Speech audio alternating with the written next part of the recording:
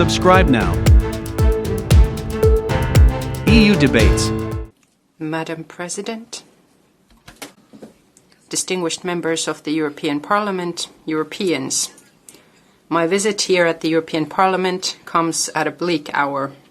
Europe is at war. With its aggression towards Ukraine, Russia has broken and abandoned the key principles and commitments of the European security order. The exceptional instability in the energy markets and inflation are threatening Europe with a downturn.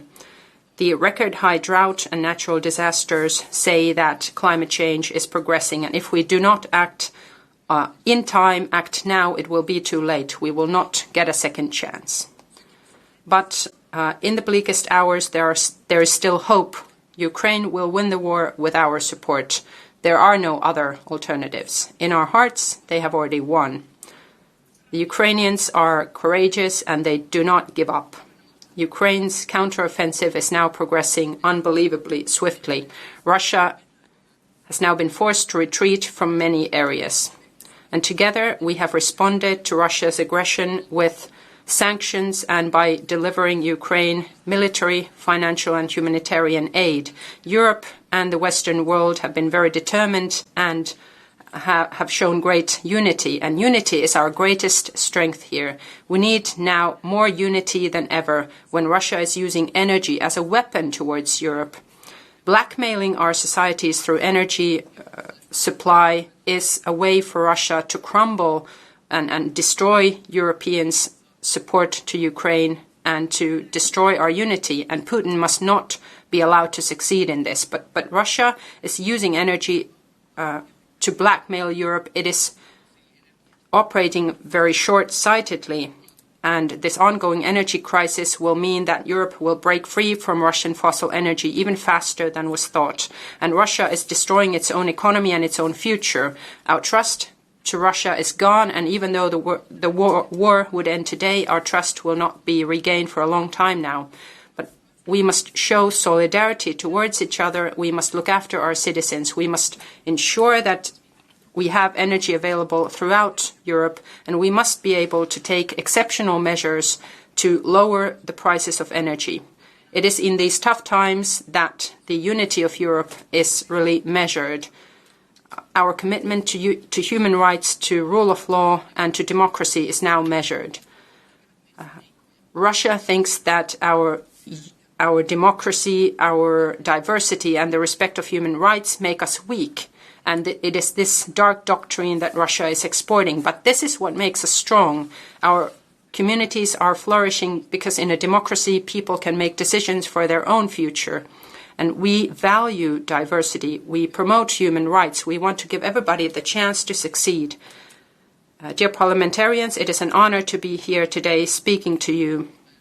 The role of the European Parliament as a defender of our joint values is very important at a time when these values are challenged, put to the test.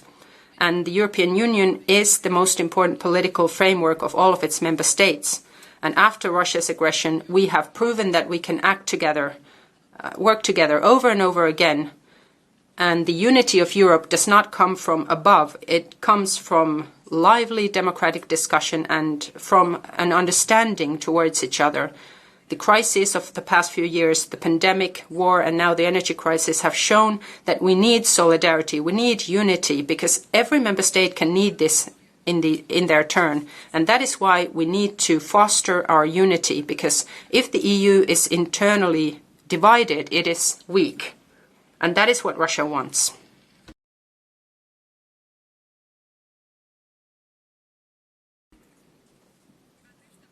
Dear friends, we will be able to tackle Russia's extortion and the long winter, but we need unity, determination and courage to do that.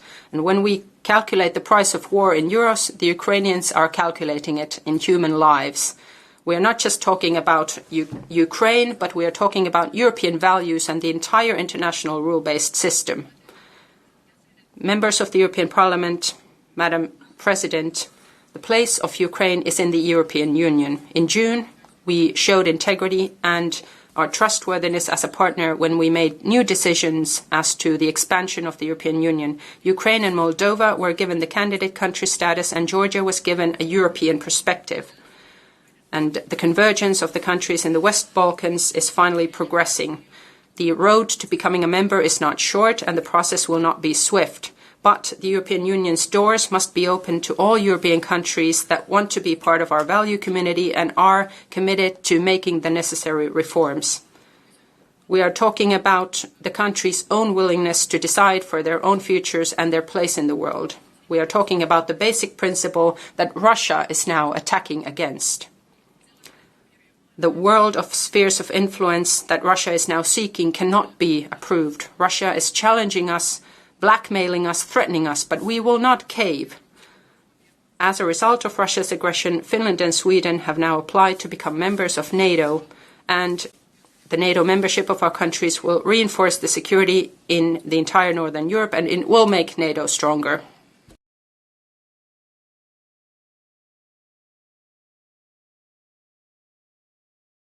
As a result of Russia's actions, the Western world is more united than ever, and Russia is lonelier than ever.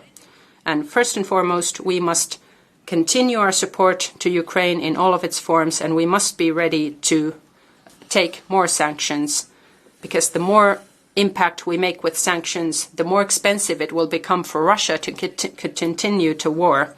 The sanctions must be reflected in the everyday lives of ordinary Russians. It is not right that while Russia is killing civilians in Ukraine, Russian tourists are free to travel in Europe.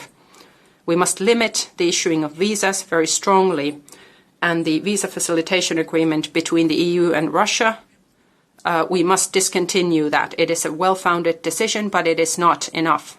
Madam President, energy availability and price will be one of the key questions of the coming months and years. Together, we must do everything we can so that ordinary citizens and companies can survive the coming fall and winter. In the short term, it is necessary to find all the ways that we can use to secure the supply of energy and lower energy prices. It is important that the Commission puts forth proposals that can be used to decrease the price of electricity, to tackle the disturbances in the electricity markets and acute questions such as the electricity derivatives exchange problems. Ordinary solutions are no longer enough. We need new bold solutions, and it may be necessary to take exceptional measures. In the medium and long term, the only way we can come out of the energy crisis is to invest very strongly to renewable and emissions-free energy production, common European transfer networks and storage technologies. We must break free from Russian fossil energy as swiftly as possible. Energy investments are necessary so that we can tackle the climate crisis. Even though the situation is far from what we would hope and it will test all European countries in an unprecedented manner, the crisis is also an opportunity for a better future. Now, at the latest, we must take the leap towards a more climate resilient economy. The green transition investments will make us more self-sufficient. They will reinforce our competitiveness. It is good that the negotiations now turn to their final stretch, and we must ensure that we maintain the level of ambition of the Fit for 55 package. Honourable members of the Parliament, the consequence of the war and energy market crisis, the European economy is under enormous pressure. At the same time, the expectations towards EU have further increased. It is clear that the European Union budget must be sufficiently robust in order to ensure the functional capacity also in crisis. A functional and internally united union is credible also in external relationships. Still, nevertheless, EU's development of functional capacity does not happen increasing the budget or slacking the common economic rules. There is a lot that we must do together. The Union and the Member States' division of tasks must be held clear in mind. The economic policy responsibility must belong to the Member States in the future as well as stated by the treaties. And we have to remember that our economies are not separate ones, but when a recession hits one member state, the consequences are felt in the whole union. The common rules are needed and they have to be further developed. The fiscal policy regulatory framework ensures that member states don't get over-indebted and that there is no such risk either. The common rules are not only about financial policy, but the common rules have to be developed, taken into account also economic, social and environmental questions better than before. Rules-based and responsible economic policy must be continued because only a responsible and economically robust community can also help others like it does now with Ukraine. Honourable members of the Parliament, the EU has shown its flexibility and ability to act in crisis like now. Also, in exceptional times, we will work with determination to work for a better Europe. Promoting common goals and realising the previously agreed upon reforms, despite crisis, tells about the EU's ability to act, also under external pressure. At the same time, the crises have, in a rough way, also revealed our vulnerabilities. The debate on the strategic autonomy is one of the most important discussions that are being carried out at the moment. It is the ability to face external threats and to ensure the functioning of our societies in all situations that is at stake. When the pandemic swept over us, we were shaken to realize just how dependent we are on extra-European supply chains for medical devices. We had to rapidly build up our capacity for ensuring the availability of protective equipment and other equipment.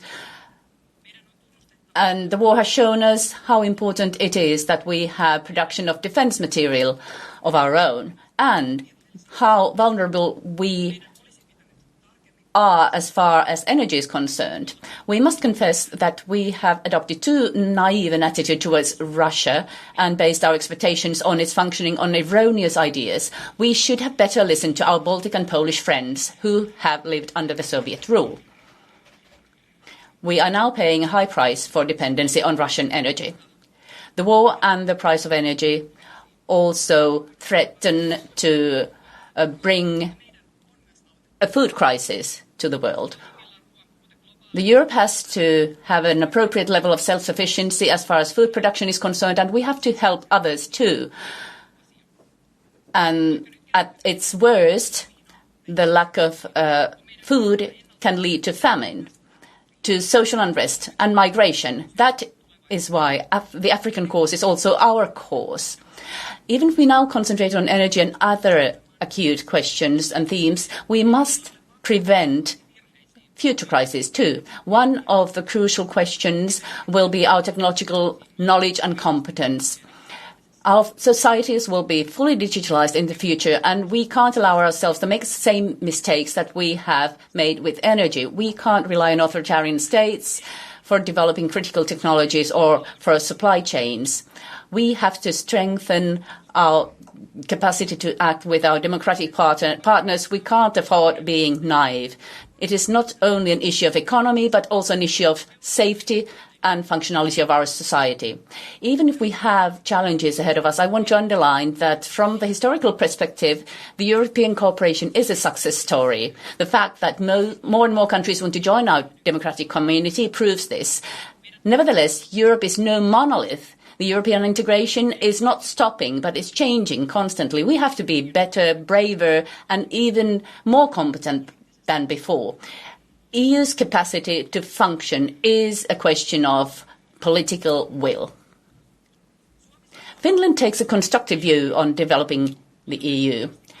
We take seriously the citizens' voice and also the new proposals made by the Conference on the Future of Europe. Opening the treaties in the middle of a crisis is not pertinent, nevertheless.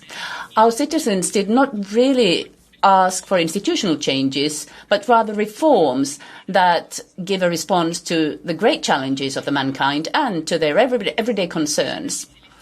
These challenges can be responded to already within the present framework, for example, by increasing the number of qualified majority decisions under the CFDP. Members of the European Parliament, Europeans, this crisis is not our first, nor will it be our last crisis. And we have to rely on our greatest strength, which is our mutual trust and unity.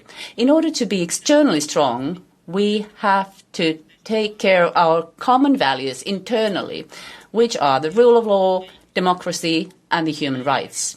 Acting on these principles, we will be able to overcome also the future crisis. Thank you.